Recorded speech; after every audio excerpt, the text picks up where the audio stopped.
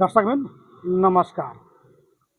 दर्शकबिन आज हामी जनकपुरको बारेमा केही जानकारी दिन गइरहेको छौँ। दर्शकबिन जनकपुरमा आज अतिक्रमण गरिएको जग्गाहरूमा हटाराहरू हटाइरहेका छन्। वास्तवमा यस्तो किन भयो हो दर्शकबिन? जनकपुर मध्य प्रदेशको राजधानी हो। त्यहाँ सफा सुग्घर हुन अति जरुरी छ।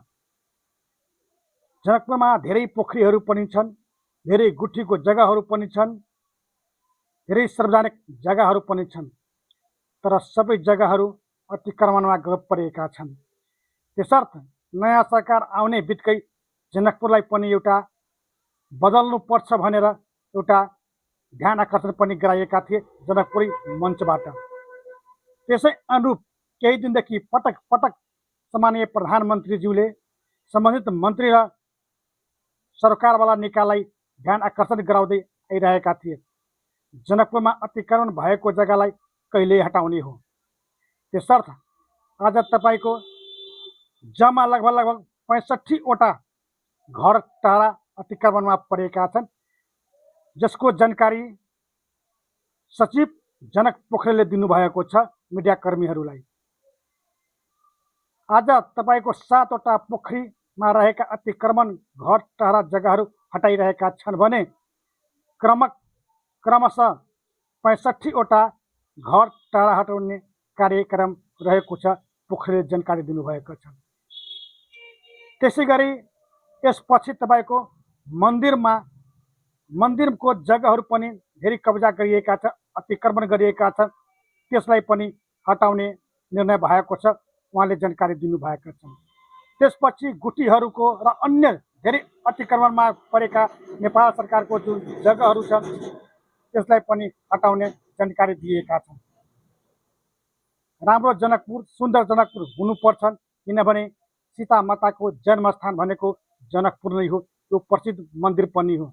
त्यहाँ सफा सुग्घर हुनु अति जरुरी छ।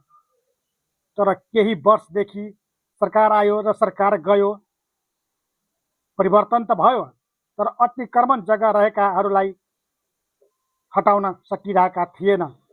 त्यसर्थ आजदेखि यसको सुरुवात भएका छन्।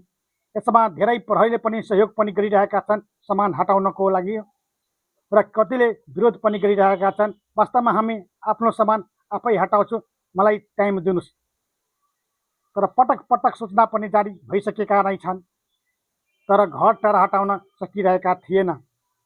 आज बल्ल तपाईँको नेपाल सरकारको ध्यान आकर्षण गराएर भएर पनि आजदेखि जनकपुरमा घर टाढा जो अतिक्रमणमा छ, सरकारी जग्गामा छ, सरकारी पोखरीमा छ, सबैलाई हटाउन गइरहेका छन्, कार्य जारी रहेका छन्, जसको जानकारी हामीलाई यो पोखरेल जुन सचिव हुनुहुन्छ उहाँले जानकारी मिडियाकर्मीहरूलाई गराइएका छन्।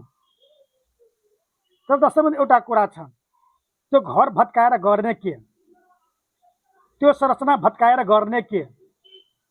केही न केही पक्कै सोच होला, त्यहाँ नयाँ भवन बन्न सक्छन्, नयाँ कार्यको सुरुवात हुन सक्छ, त्यस्तो पक्कै नीति होला सरकारको।